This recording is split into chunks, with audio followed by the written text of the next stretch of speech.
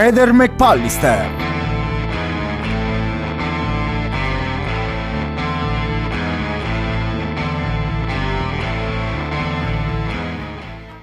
Tanti avvistamenti sono stati sottovalutati come quello di Ilaria di cui abbiamo parlato. Un altro avvistamento molto interessante avverrà a Muggia l'1 gennaio da una persona, non sappiamo e non specifichiamo se uomo o donna, che la vedrà seduta in prossimità di una panchina. Liliana si troverebbe in questo caso con un uomo a cui direbbe sì in sloveno. Sembrerebbe che Liliana parlasse discretamente lo sloveno.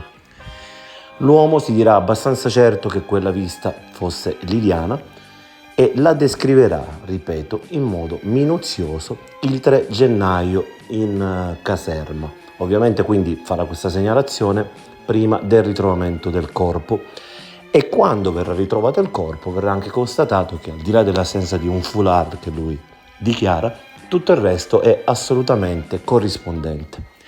Interessantissima quindi la presenza di quest'altro uomo che ha la mascherina, quindi non viene riconosciuto.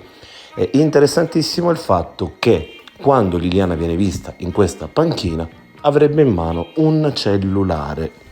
Tra i vari aspetti, quelli che faranno sì che l'uomo si ritenga maggiormente convinto che quella vista sia effettivamente Liliana saranno gli occhiali, tanto che ne andrà a cercare un paio simili a quelli che ricorda aver visto indossasse lei quella sera.